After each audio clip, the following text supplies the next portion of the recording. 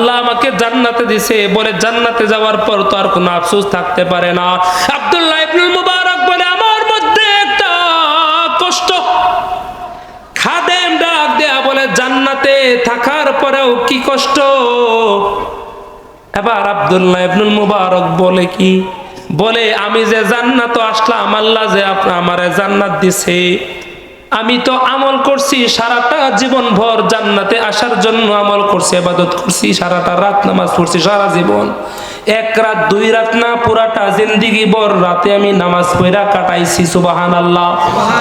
আমার ভাইরা বন্ধুরা, আব্দুল্লাহ ইবনুল মুবারক বলে আমার কষ্ট হলো, আমি তো জান্নাতে আসছি আমল কইরা, আর আমার বাড়ির পাশে যে কামার ছিল জীর্ণ শীর্ণ মানুষটা, আমি জান্নাতে আইসা দেখি আমার বাড়ির পাশে যে কামার, ওই কামারটা আমার চেয়েও বড় জান্নাতের মালিক হয়ে গেছে। সুবহানাল্লাহ। আলহামদুলিল্লাহ, আলহামদুলিল্লাহ কদ্দারা খায়রা ওয়া খাবালা ওয়া শুকরু লিমান সাওয়ারা হুসনা ওয়া জামালা ফারদুন সামাদুন আন সিফাতিল খালকি বারিয়ুন রব্বুন আযালিয়ুন খালাকাল খালকা কামালা লা জিদ্দা ওয়ালা নিদ্দা ওয়ালা হাদ্দা লিমাওলা আল আনা কামা কানা ওয়া লাম ইয়ালকা যাওয়ালা লা ক্বাবলা ওয়ালা বাদা ওয়ালা ওয়াক্ত জামানা লা হাদিবা ওয়ালা মানিআ লিল্লাহি তাআলা। চিৎকার মেরে বলা যাবে কি আল্লাহু আকবার। আল্লাহ আমার রব, এই রবে আমার সব, আল্লাহ আমার রব, এই রবে আমার সব, দমে দমে তনু মনে তারে অনুভব। আল্লাহু আকবার। আবার যুবক ভাইরা, আব্দুল্লাহ ইবনুল মুবারক বলে খাদেম আমার চেয়েও বড় জান্নাতের মালিক কি করে হয় আমার জানার বড় ইচ্ছা। খাদেমের স্বপ্নটা ভেঙে, ঘুমটা ভেঙে গেছে, স্বপ্ন শেষ হয়ে গেছে। খাদেমের কৌতূহল জাগলো, হায় হায় এটা কি করা উচিত এখন। এবার ওই কামারের বাড়িতে গেছে, কামারের বাড়িতে যাইয়া ডাক দেয়া বলেন কে আছো, বের হও। পর্দার আড়াল থেকে আওয়াজ দেয়, বলে কে আসছেন আপনি? বলে আমি একজন মুসাফির। বলেন তো দেখি মা, আপনার স্বামী কি এমন স্পেশাল আমল করত যে আমলের কারণে আমার উস্তাদের চেয়েও বড় জান্নাতের মালিক হয়ে গেছে? পর্দার আড়াল থেকে মহিলা বলে আমার স্বামীটা মূর্খ মানুষ, সাদা সিধা মানুষ। আরব সাগর পাহাড়ি দেব নাই কো আমার তোরি, পাখি নয় যে উড়ে যাব ডানাতে ভর করি। আরব সাগর পাহাড়ি দেব নেই কো আমার তোরি, পাখি নয় যে উড়ে যাব ডানাতে ভর করি। আশায় আছে সম্বল নাই, আমার আশায় আছে সম্বল নাই, করি কি উপায়। মনে বড় আশা ছিল যাব মদিনায়, মনে বড় আশা ছিল সালাম আমি করব গিয়ে, সালাম আমি করব গিয়ে নবীর রওজায়। মনে বড় আশা ছিল যাব মদিনায়, মনে বড় আশা ছিল যাব মদিনায়। আল্লাহ আমাদের সবাইকে জীবনে একবার হলেও মদিনা যাওয়ার তৌফিক দান করেন, সবাই বলি আমিন। আলহামদুলিল্লাহ, আল্লাহ পাকের দরবারে লাখো কোটি শুকর ও সুজুদ যে মহান রব্বুল আলামিন আমাদেরকে অত্যন্ত ভালোবেসে মহাব্বত করে প্রচণ্ড শীতের মধ্যে, কুয়াশার মধ্যে, দুনিয়ার সমস্ত ব্যস্ততা আর ঝামেলা থেকে ফারেক করে গুনাহের মজলিস থেকে আল্লাহ তাআলা আমাদেরকে বঞ্চিত করে কোরআনের মজলিসে আসবার বসবার তৌফিক দিয়েছেন। কোরআন এবং হাদিসের আলোচনা কিছু বলা এবং শোনার তৌফিক দিয়েছেন। এজন্য সকলেই দিল উজাড় করে পড়ি আলহামদুলিল্লাহ। মুহতারাম হাজিরিন, বলেন তো দেখি, জবানটা আপনার কাছে, এই জবানটা কে দিয়েছেন? মুহূর্তের মধ্যে জবানটা বন্ধ করে দেওয়ার একমাত্র ক্ষমতা কার আছে? আল্লাহ যে আপনাকে জবান দিয়েছেন, এই জবানের শুকর আদায় দিনে কয়বার করেন? আপনি যে অফিসে চাকরি করেন, আপনি যে কোম্পানিতে চাকরি করেন, ওই কোম্পানির স্যারকে যদি আপনি স্যার বলে না ডাকেন, স্যার আপনার উপর সন্তুষ্টি থাকেন না রাগ হয়ে যান? আপনার যিনি মহাজন থাকেন, মালিক তো বলা যাবে না, কারণ আমাদের সকলের একমাত্র মালিক তিনি কে? তাহলে মহাজন যিনি আছে, ওনাকে অফিসের ম্যানেজার যিনি আছেন, আমরা সাধারণত স্যার বলে সম্বোধন করি, তাই না? তো স্যার যে বলেন, এই যে স্যারকে স্যার বললে স্যার খুশি হয়, এটাই স্বাভাবিক, ঠিক না ভাই? ঠিক, জোরে বলেন, আরো জোরে। পিছনের ভাইরা ঘুমাচ্ছেন। স্যারকে স্যার বললে যেমন খুশি হয়, আমার আল্লাহকে আল্লাহ বললেও তার চেয়ে বেশি খুশি হয়। অথচ আপনি যে চাকরিটা করেন, যে খেদমতটা করেন, এই চাকরিটা আল্লাহর পক্ষ থেকে আপনার সংসার চালানোর জন্য রিজিকের একটা মাধ্যম আল্লাহই করে দিয়েছেন। অথচ আমার কাছে যে জবানটা আছে, আমার কাছে যে দুইটা চক্ষু আছে, এই সব কিছু আল্লাহর পক্ষ থেকে আমার কাছে আমানত। ইন্নাল্লাহা ইয়া'মুরুকুম আন তুআদ্দুল আমানাতি ইলা আহলিহা। আল্লাহ বলেন, আমি প্রতিটা মানুষকে আমানতদার হিসাবে বানিয়েছি। হে মানুষ, তুমি যদি এই আমানত রক্ষা করতে পারো, আমি তোমাকে জান্নাতেও নিতে পারবো। আর যদি আমানতের খেয়ানত তুমি করো, তাহলে আমার কিছুই করতে হবে না, তোমার চোখ হাসরের ময়দানে তোমার বিরুদ্ধে নালিশ করবে যে আল্লাহ তুমি আমাকে তার কাছে দিছিলা, আমাকে দিয়ে আসে অশ্লীলতা বেহায়াপনা দেখছে। কোন দিকে যাইবা? যাওয়ার তো জায়গা নাই। আছে জায়গা? আসেনি জায়গা?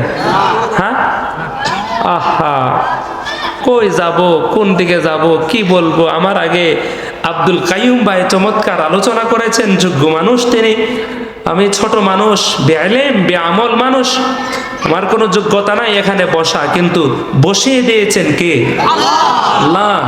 আমি, আমার সামনে একটা পর্দাও নাই, আমার পা রাখতে আমার খুব কষ্ট হইতেছে, আমি পাগুলা মেলাইতেও পারবো না, পাগুলা যে আমি লম্বা করে বসবো এটারও কোনো সুযোগ নাই, কারণ আমার মানে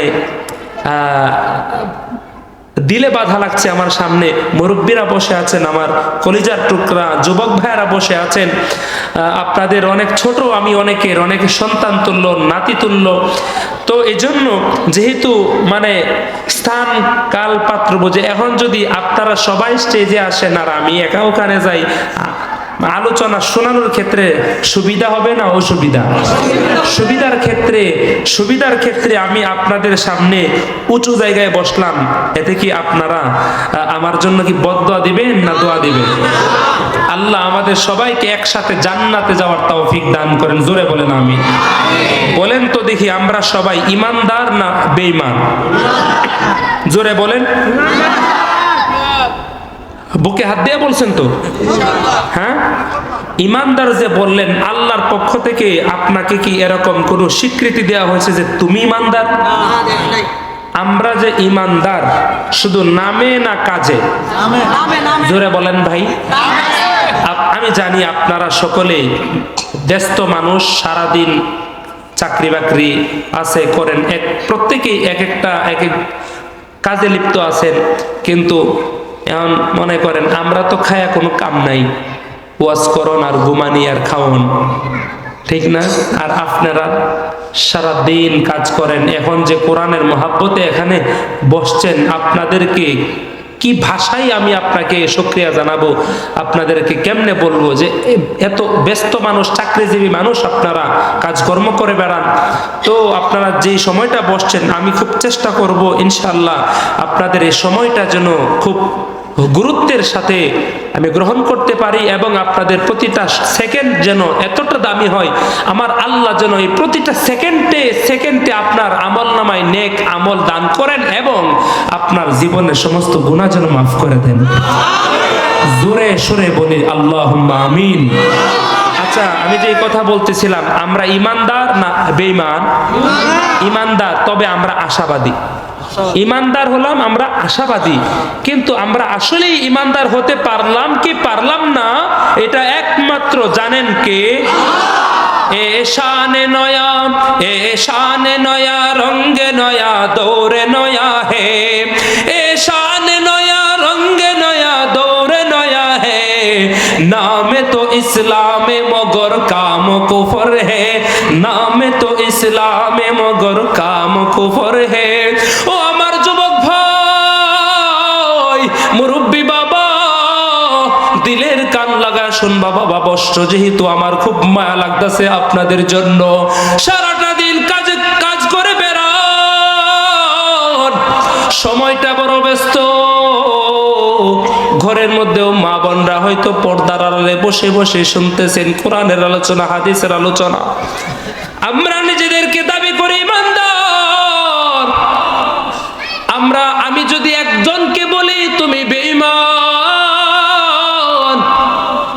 আসলেও যদি ব্যক্তিটা বেঈমান হয়ে থাকে তাহলে সে আমার উপর রাগ হয়ে যাবে, চড়াও হয়ে যাবে। বললেন কি হুজুর আমি তো ইমানদার। কেউ কেউ তো সমাজে আছে বলেন নামাজ না পড়লে কি হয়েছে আমি ইমানদার, কেউ কেউ তো বলে আমি রোজা না রাখলে কি হয়েছে, ইমান আমার মজবুত আছে না নাই? জোরে বলেন আছে না নাই? আমার যুবক ভাইরা, মুরব্বী বাবারা, পর্দার আড়ালের মা গো, শোনো কেমন ইমানদার। আমার আল্লাহ ডাক দেয়া বলেন ইন্নামাল মুমিনুনা আল্লাযীনা ইযা যুকিরাল্লাহ ওয়াজিলাত কুলুবুহুম ওয়া ইযা তুলিয়াত আলাইহিম আয়াতুহু যাদাতহুম ঈমানা ওয়া আলা রাব্বিহিম ইয়াতাওয়াক্কালুন। ইমানদার শুধু জবান দিয়ে বললে হবে না, ইমানদার শুধু হাতে ইশারা দেয়া বুঝাইলে হবে না, ইমানদার কাজেও প্রমাণ করতে হবে। আমাদের সকলের অবস্থা হলো আমরা নামে ইমানদার, কাজে গুড়ার ডিম। জোরে বলেন কথা ঠিক না বেঠিক? আমার ভাইয়েরা, আমার বন্ধুরা, বুঝো আল্লাহ বলেছেন ইমানদার যারা হবেন তাদের মধ্যে 5টা গুণ থাকবে। জোরে বলেন কয়টা গুণ? জোরে বলেন কয়টা গুণ? রব্বুল আলামিন ডাক দেয়া বলেন ইমানদার যদি হইতে চাও গুণ অর্জন করবা 5টা, যার মধ্যে 5টা গুণ থাকবে। আমার আল্লাহ বলেন তুমি ইমানদার, আল্লাহর পক্ষ থেকে স্বীকৃতি তখন আসবে আমি ইমানদার। এবার বলেন তো দেখি 5টা গুণ আমাদের অর্জন করার দরকার আছে না নাই? ইয়া ইলাহি তু মেরা মাবুদ হায়, ইয়া ইলাহি তু মেরা মাশুক হায়, ইয়া ইলাহি তু মেরা সত্তার হায়, ইয়া ইলাহি তু মেরা গফফার হায়, ইয়া ইলাহি মুঝসে মুঝকো दूर कर ताके देखो मुझ में तुझको एक नजर। আমার যুবক ভাইরা, গুণ অর্জন করবা 5টা। জোরে বলেন না কয়টা? আল্লাহ বলেন যেই ব্যক্তিটা 5টা গুণ অর্জন করবে আমি আল্লাহ তারে 3টা পুরস্কার দিব। জোরে বলেন সুবহানাল্লাহ। গুণ অর্জন করবা 5টা, পুরস্কার পাইবা 3টা।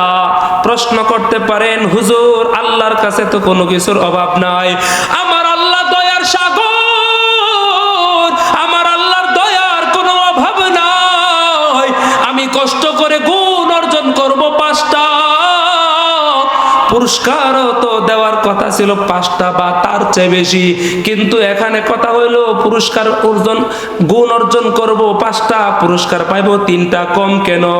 এটা বোঝার জন্য একটু সময় দিতে হবে। দিবেন কি দিবেন না? বিরক্ত লাগতেছে আমার যুবক ভাইরা? 5টা গুণ অর্জন করবা, তার মধ্যে 3টা গুণ হলো আত্মার মধ্যে, 3টা গুণ একই জায়গায়। 4th নাম্বার গুণ অর্জন করবা বডিতে, 5ম নাম্বার গুণ অর্জন করতে হবে সম্পদের মধ্যে। জোরে বলেন তো দেখি, চলার মতো সম্পদ, অর্থ সম্পদ আমাদের আছে না নাই? কেউ কি এমন এখানে আছেন যে হুজুর আমার মাসে 1 টাকাও ইনকাম নাই, নিজের পকেটেও 1 টাকা নাই, সংসারেও নাই, এজন্য আপনি কিছু দেয়া যায় না আমারে? এমন কিছু আসুন? ভাষা বুঝুন না নেত্রকোনার আপনারা যারা এখানে আছেন, ময়মনসিংহের নেত্রকোনার কে কে আছেন? হাত ওঠান তো দেখি।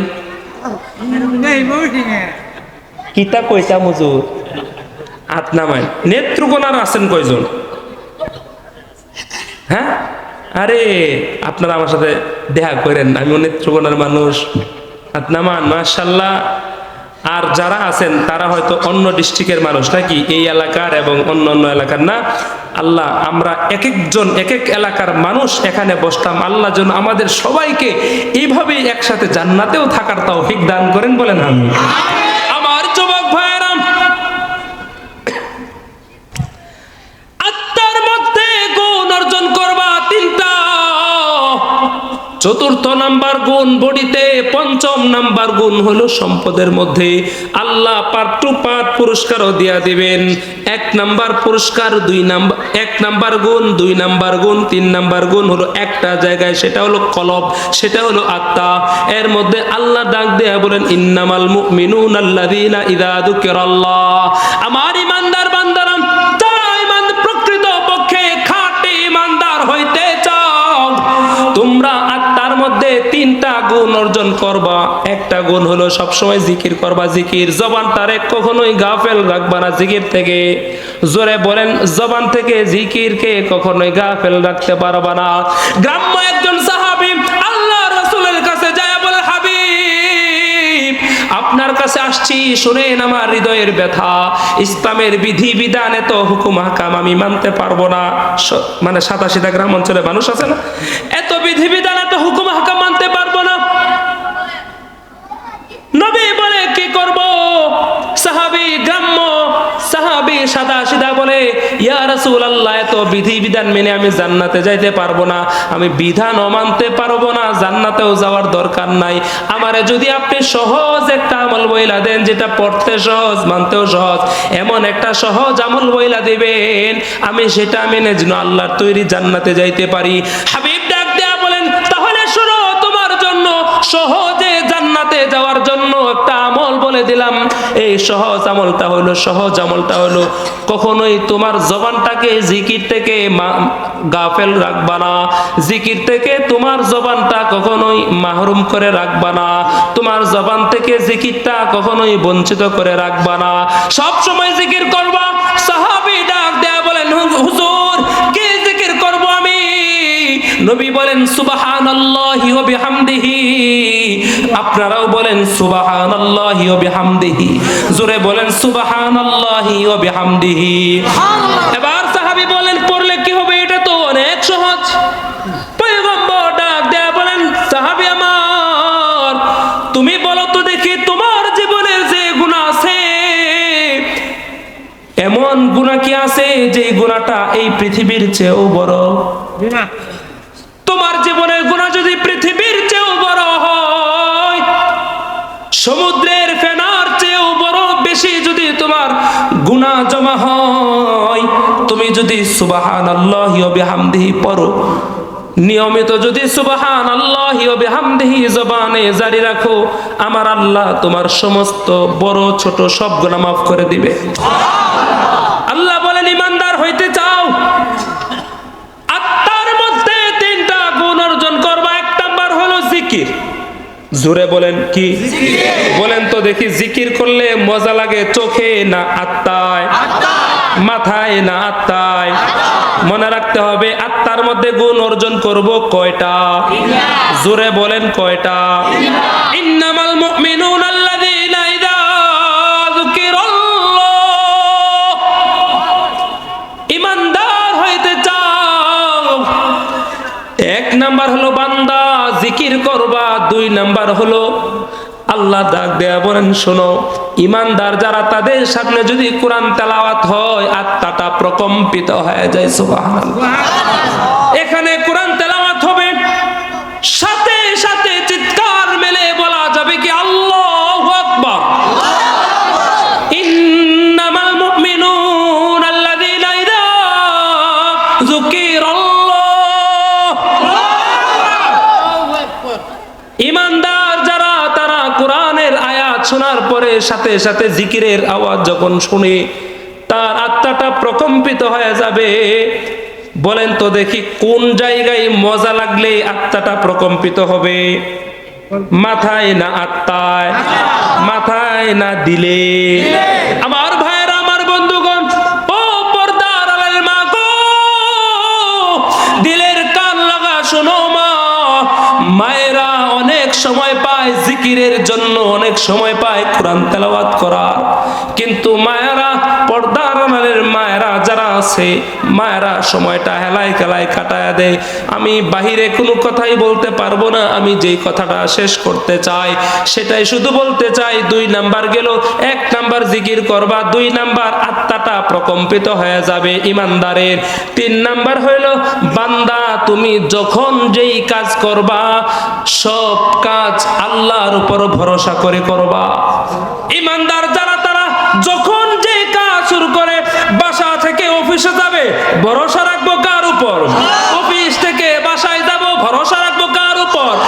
নতুন একটা ঘরের কাজ ধরছি ভরসা রাখবো কার উপর? সন্তানকে মাদ্রাসায় ভর্তি করাইছি ভরসা রাখবো কার উপর? আমি আমার সন্তানকে, আমার ছেলেকে বিবাহ করাবো ভরসা রাখবো কার উপর? বলে এই সমাজের মধ্যে এমন কিছু সমস্যা আছে, বলে না এই বাড়িতে বিয়ে করাইও না, মেয়েটা ভালো হইলে কি বাপ দুর্বল। বলেন তো দেখি বাপ দুর্বল হইলে মেয়ের সাথে বাপের সম্পর্ক কি? বিয়া কি মেয়েরে করবো না বাপতে করবো? জোরে কয়, আরে জোরে কয় না রে মুরব্বি, জোরে কন। মেয়েরে বিয়া করবো, বাপরে দেখে কেন?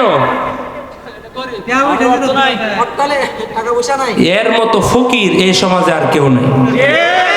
এর মতো ফকির, এর মতো ভিক্ষুক, এর মতো নির্লজ্জ, এর মতো বেহায়া এই সমাজে আর কেউ হইতে পারে না, যে নাকি যৌতুকের জন্য বিয়া ভেঙে দেয়। যৌতুকের জন্য বিয়া যারা ভেঙে দেয়, এদের মতো বেহায়া, এদের মতো নির্লজ্জ, এদের মতো গরিব আর ফকির মিসকিন আর কেউ হইতে পারে না। আবার সমাজের মধ্যে একটা সমস্যা আসছে, সমস্যা হলো বিয়া দিছে, কথাটা যেহেতু এসেই পড়ছে আপনারা রাগ হইলেও আমি বলবো, কারণ মাইক তো আমার সামনে। রাগ হইবেন? বিয়া, মেয়ের বিয়া হোক ছেলের বিয়া হোক, কি করে জানেন? 500 মানুষে দাওয়াত করছে, 500 মানুষে দাওয়াত কইরা ফকিরের মতো ভিক্ষুকের মতো টেবিল নিয়ে খাতা কলম নিয়ে বসে আছে যে খাইছো দেয়া যাও, হালকাতা এমন বাটপার আছে না নাই? না বুঝার কারণে এই কাজগুলা করেন কেন? আমি আমার কথা বলি, আমার বিয়ার সময় আমার আব্বু করছে কি জানেন? আলেম মানুষ, আমার আব্বু করছে কি জানে তো সমাজের প্রথা, সমাজের 50 মানুষ একদিকে, আমি আর একদিকে গেলে কি চলবে? এখন টেবিল তো নাই, এসব নিয়ে তো বসছেই না। করছে কি আমরা নিজেও জানি না, কম্পিউটার থেকে টাইপিং করে নিয়ে আসছে এবং আইনা গেটে এবং সাইডে টানায় দিছে যে এটা বিবাহ, আপনারা মেহমান, এখানে কোনো উপহার গ্রহণ করা হয় না, ধন্যবাদ। কি কোন?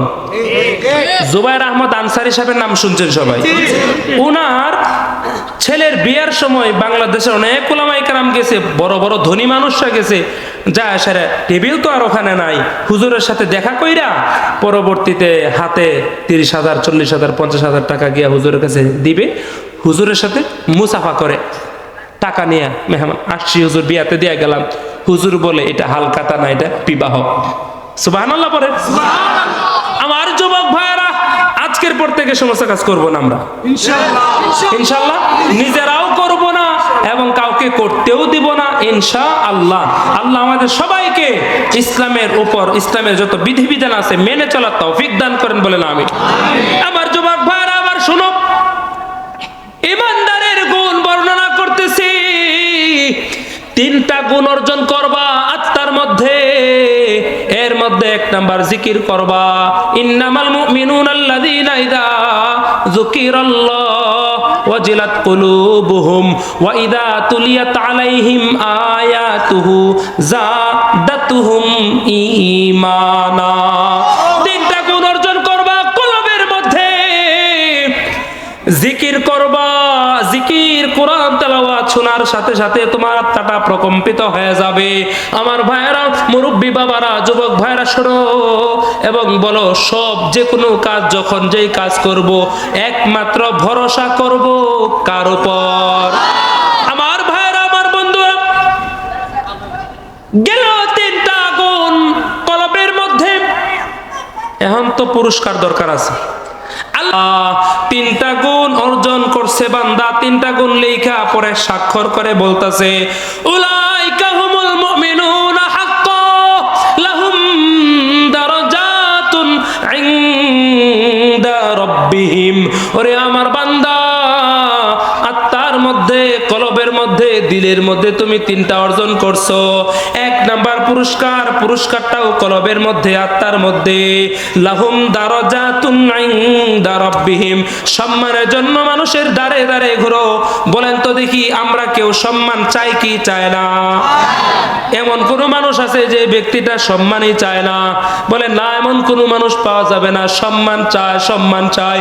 কোন জায়গায় যদি কোনো আত্মীয়ের বাসায় গিয়া, কোন অফিসে গিয়া, কোথাও গিয়া যদি কারো কোনো বন্ধুর কাছে যাইয়া সম্মান যদি না পাই, রাগ কইরা আইসা পড়ি, বলে না, আমাকে সম্মান করা হয় নাই, আমাকে সম্মান করা হয় নাই, আমাকে লাঞ্ছিত করছে, বেইজ্জতি করছে, সুতরাং আমি এখানে থাকতেই পারবো না।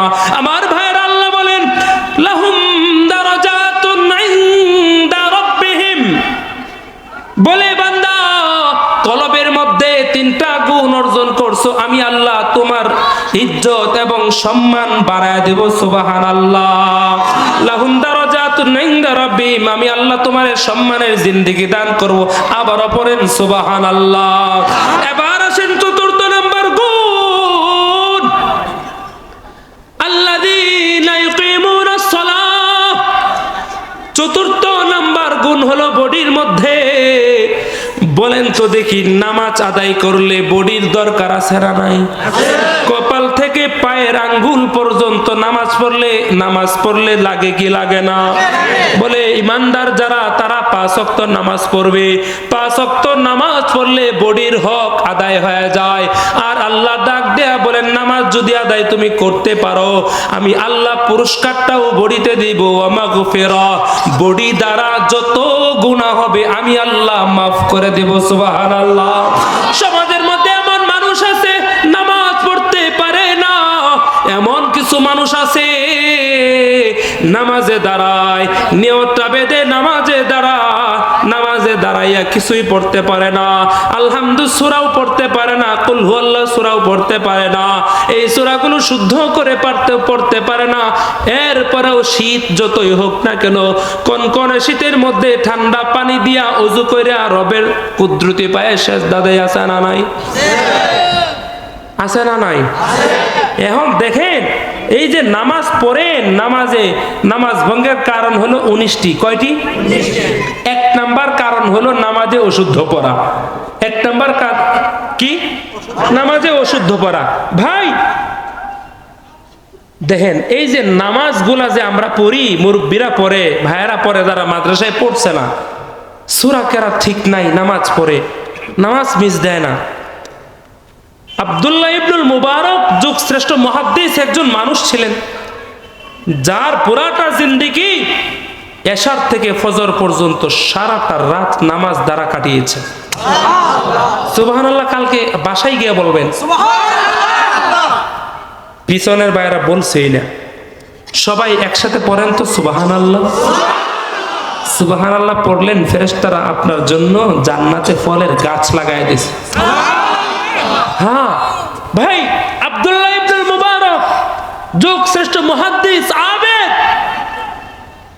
এই আব্দুল্লাহ ইবনুল মুবারক রহমতুল্লাহ আলাই বুজুর্গ মানুষ এশারের নামাজ আদায় করে যাই নামাজে দাঁড়ায় পড়ে, সারা রাত নামাজ পড়ে।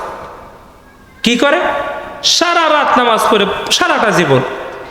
তার বাড়ির পাশে একটা ছিন্ন ছিন্ন গরিব মানুষ, নিম্ন আয়ের মানুষ লোহা পিঠায়।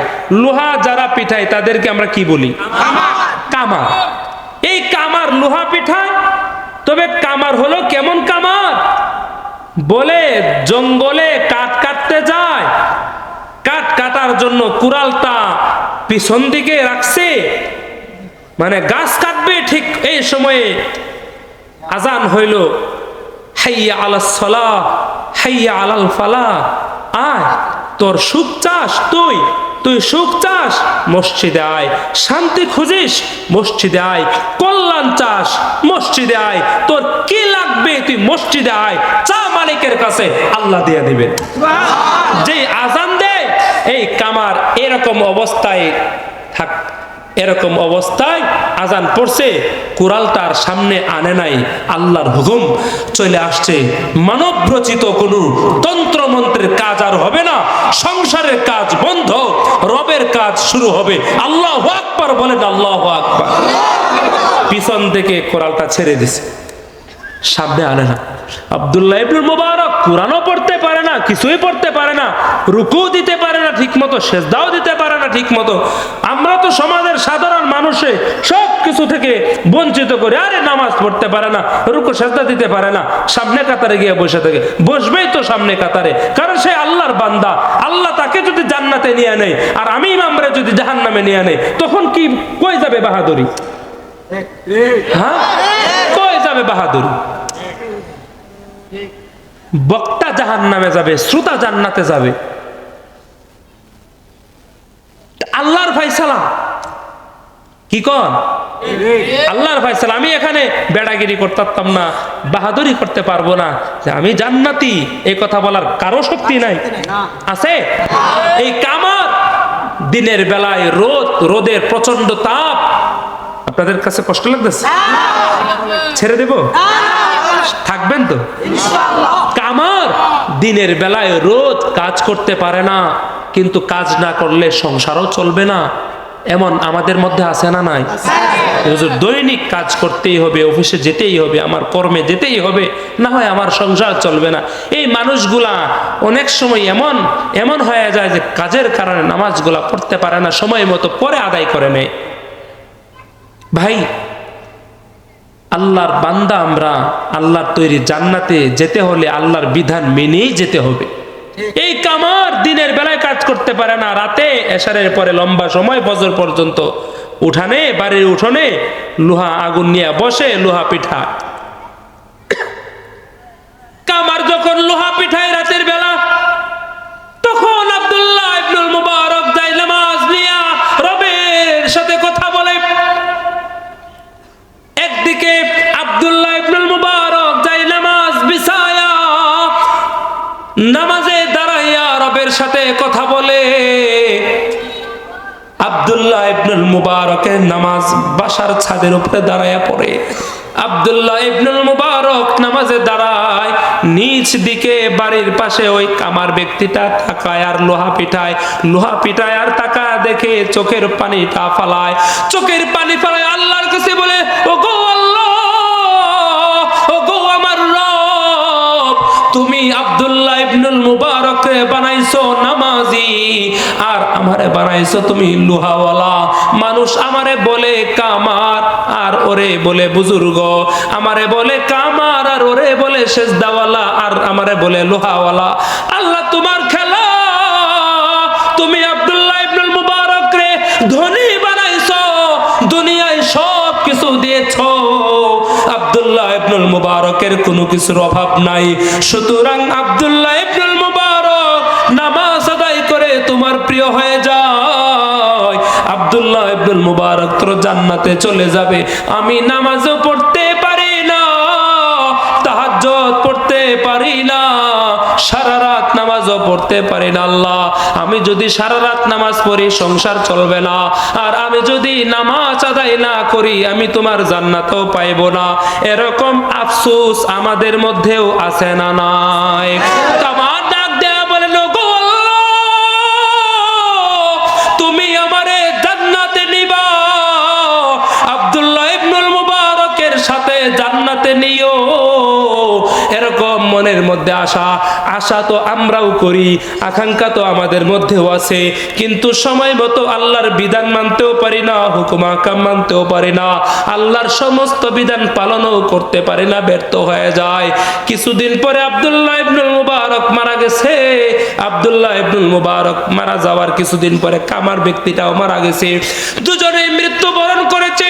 আব্দুল্লাহ ইবনুল মুবারকের খাদেম স্বপ্ন দেখে, ও আমার খাদেম, আমাকে তো আল্লাহ জান্নাতে নিয়ে আসছে। খাদেম ডাক দিয়ে বলেন, হুজুর আপনি তো বহু আমল করছেন, বহু ইবাদত করছেন, সারাটা জীবন ভর আপনি ইবাদত করছেন, আল্লাহ আপনারে জান্নাতে নিছে কিনা? আব্দুল্লাহ ইবনুল মুবারক বলে, হ্যাঁ আমাকে আল্লাহ জান্নাত দিছে, আলহামদুলিল্লাহ, আল্লাহ আমাকে জান্নাতে দিছে। বলে, জান্নাতে যাওয়ার পর তো আর কোনো আফসোস থাকতে পারে না। আব্দুল্লাহ ইবনুল মুবারক বলে, আমার মধ্যে একটা কষ্ট। খাদেম ডাক দেয়া বলে, জান্নাতে থাকার পরেও কি কষ্ট? এবার আব্দুল্লাহ ইবনুল মুবারক বলে, কি বলে, আমি যে জান্নাত আসলাম, আল্লাহ যে আমারে জান্নাত দিছে, আমি তো আমল করছি সারাটা জীবন ভর, জান্নাতে আসার জন্য আমল করছি, ইবাদত করছি, সারাটা রাত নামাজ পড়ছি, সারা জীবন এক রাত দুই রাত না, পুরাটা জিন্দেগি ভর রাতে আমি নামাজ পড়া কাটাইছি। সুবহানাল্লাহ। আমার ভাইরা, বন্ধুরা, আব্দুল্লাহ ইবনুল মুবারক বলে, আমার কষ্ট হলো, আমি তো জান্নাতে আসছি আমল কইরা, আর আমার বাড়ির পাশে যে কামার ছিল, জীর্ণ শীর্ণ মানুষটা, আমি জান্নাতে আইসা দেখি আমার বাড়ির পাশে যে কামার, ওই কামারটা আমার চেয়েও বড় জান্নাতের মালিক হয়ে গেছে। সুবহানাল্লাহ। আলহামদুলিল্লাহ, আলহামদুলিল্লাহ কদ্দারা খায়রাও ওয়া খাবালা, والشكر لمن صور حسنا وجمالا، فرد صمد عن صفة الخلق بريء، رب أزلي خلق الخلق كمالا، لا ضد ولا ند ولا حد لمولى، الآن كما كان ولم يلق زوالا، لا قبل ولا بعد ولا وقت زمانا، لا حادب ولا مانع لله تعالى। চিৎকার মেরে বলা যাবে কি আল্লাহু আকবার।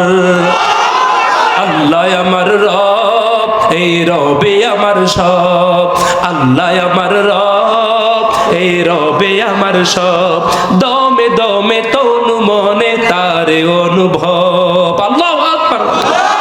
আবার যুবক ভাইরা, আব্দুল্লাহ ইবনুল মুবারক বলে, খাদেম, আমার চেয়ে বড় জান্নাতের মালিক কি করে হয়? আমার জানার বড় ইচ্ছা। খাদেমের স্বপ্নটা ভেঙে, ঘুমটা ভেঙে গেছে, স্বপ্ন শেষ হয়ে গেছে। খাদেমের কৌতূহল জাগলো, হায় হায়, এটা কি করা উচিত এখন? এবার ওই কামারের বাড়িতে গেছে। কামারের বাড়িতে যাইয়া ডাক দেয়া বলেন, কে আছো? বের হও। পর্দার আড়াল থেকে আওয়াজ দেয়। বলে, কে আসছেন আপনি? বলে, আমি একজন মুসাফির। বলেন তো দেখি মা, আপনার স্বামী কি এমন স্পেশাল আমল করত যে আমলের কারণে আমার উস্তাদের চেয়েও বড় জান্নাতের মালিক হয়ে গেছে? পর্দার আড়াল থেকে মহিলা বলে, আমার স্বামীটা মূর্খ মানুষ, সাদা সিধা মানুষ, সহজ সরল মানুষ। আমার স্বামীর স্পেশাল কিছু আমল ছিল না, তবে হ্যাঁ, আমার স্বামীটা কিছু না জানলেও জানার আগ্রহ ছিল ব্যাপক। আমার স্বামীটা কোরআন পড়তে পারতো না, কোরআনওয়ালাকে ভালোবাসছে বেশি। আব্দুল্লাহ ইবনুল মুবারক আমাদের বাড়ির পাশে বুজুর্গ, উনি দাঁড়াইয়া নামাজ পড়তেন আর আমার স্বামীটা বসে বসে কাঁদতো। হায় হায়, আমাকেও যদি ধনী বানাইতো তাহলে আমিও নামাজ পড়তাম, আমিও যদি আব্দুল্লাহ ইবনুল মুবারকের মতো সম্পদওয়ালা হইতাম তাহলে আমিও নামাজ পড়তাম। এই বলে বলে কান্না করতো। আর কোনো গুণ আমার স্বামীর নাই। খাদেম ডাক দেয়া বলেন, মা, আপনার স্বামীর এই গুণটার কারণে আল্লাহ এমন কবুল করা করছে যেই গুণের কারণে আমার উস্তাদ আব্দুল্লাহ ইবনুল মুবারকের চেয়েও বড় জান্নাতের মালিক বানায়া দিছে। আমার যুবক ভাইরা শোনো, চতুর্থ নাম্বার গুণ ছিল বডির মধ্যে নামাজ আদায় করবা। নামাজ আদায়ের জন্য যা যা শিখা দরকার শিখার চেষ্টাও করব এবং নামাজ আদায় করব, যেমনি পারি করব তো ইনশাআল্লাহ। আমার ভাইয়েরা, আমার বন্ধুরা, উঠাউঠি করেন না বাবা, কষ্ট দিয়েন না। আমি খুব কষ্ট করে আসছি, গলার অবস্থাটাও বেশ খারাপ। আমার ভাইয়েরা, আমার আলোচনাটা শেষ করব। ভালো একজন আলোচক আপনাদের সামনে আসবে, মধুর কণ্ঠে বয়ান শোনাবে। আমার কণ্ঠও নাই, এলেমও নাই। আপনারা যে বসে আছেন আল্লাহর কাছে শুকরিয়া জানাই। আল্লাহ আপনাদের সবাইকে উত্তম প্রতিদান দান করেন, বলেন আমিন। আমার ভাইয়েরা, আমার বন্ধুরা, চতুর্থ নাম্বার গুণ গেল বডিতে, পুরস্কার হলো বডিতে ওয়া মাগফিরাহ।